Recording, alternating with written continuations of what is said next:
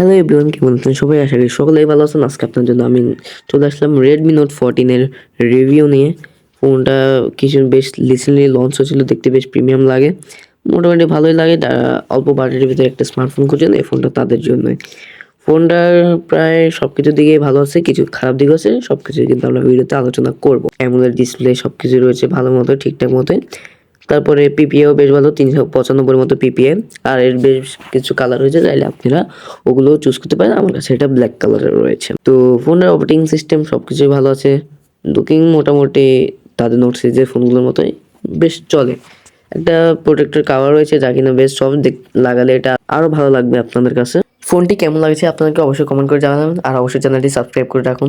তো এর উপরের দিকে 3.5 mm হেডফোন জ্যাক রয়েছে, সেকেন্ডারি নয়েজ ক্যান্সেলেশন মাইক রয়েছে, স্পিকার রয়েছে তাদের এমআই, মোটামুটি আছে, সবকিছু ঠিক আছে এখানে। তারপর নিচের দিকে টাইপ সি পোর্ট রয়েছে। এখানে কিন্তু ডুল স্পিকারের সেটআপ করা আছে, তো আপনি সাউন্ড কোয়ালিটি বেশ ভালোই পাবেন। আর এখানে পাওয়ার বাটন আর ভলিউম বাটন কিন্তু সাইডে রয়েছে, যা কিন্তু খুব হাতেই লাগে, মানে ভালো টাচ করে। ডিসপ্লে সেখানে রয়েছে 6.67 ইঞ্চি AMOLED display, full HD plus resolution, যা কিনা 120 Hz রিফ্রেশ রেট রয়েছে। পাঞ্চাল কাট আউট, আর ডিসপ্লেকে প্রোটেকশন করছে কর্নিং গোরিল্লা গ্লাস V5। তো লোয়ার চেন বেলাটা একটু ন্যারো রাখলে বেশ ভালো লাগতো, মোটামুটি ন্যারোই আছে বাজেট সেকশন হিসাবে। চেন বেলাটা বেশ ন্যারোই। আর ফিঙ্গারপ্রিন্ট কিন্তু নিচের দিকে রয়েছে ইন ডিসপ্লে ফিঙ্গারপ্রিন্টে, জানি না ফাস্ট অ্যান্ড অ্যাকুরেট কাজ করছে, একটু অ্যানিমেশন ডিলে আছে, তবে ঠিক আছে, আমার মতে ফাস্ট ভালোই কাজ করছে। তো ফোনটি দেখতে বেশ ভালোই লাগে। তারা ক্যামেরা সেটআপে 108 megapixel main sensor, 2 megapixel micro sensor, আর 2 মেগাপিক্সেল ডিপ সেন্সর। এখানে কিন্তু একটা আল্ট্রাওয়াইড মিস করতেছি আমরা, অবশ্যই তাদের এখানে একটা আল্ট্রাওয়াইড দেওয়া দরকার ছিল। আর ফ্রন্ট ফ্রেন্ট ক্যামেরা রয়েছে 20 মেগাপিক্সেল, এখানে একটু আপগ্রেড করেছে, তবে মেন ক্যামেরায় তারা একটু ডাউনের দিকে এনেছে ব্যাক ক্যামেরা দিকে। তো এর ছবিগুলো কেমন লাগছে আপনার কাছে অবশ্যই কমেন্ট করে জানাবেন। আর এই প্রসেসর হিসেবে রয়েছে মিডিয়াটেক হেলিও G99 আলট্রা, যেগুলো মাল্টিটাস্ক করতে মোটামুটি ভালোই আছে।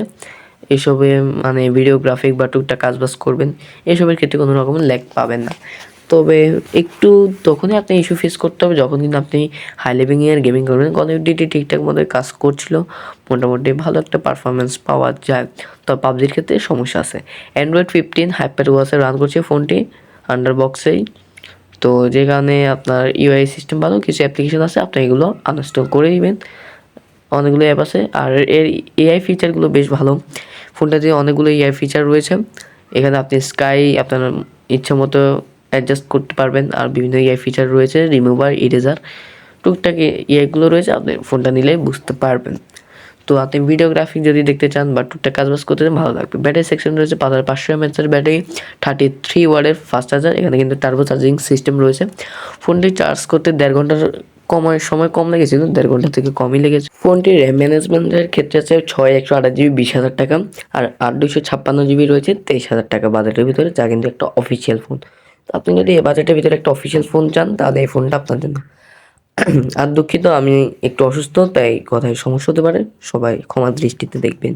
তো ভিডিওটি কেমন লাগলো অবশ্যই কিন্তু সবাই কমেন্ট করে জানাবেন কিন্তু।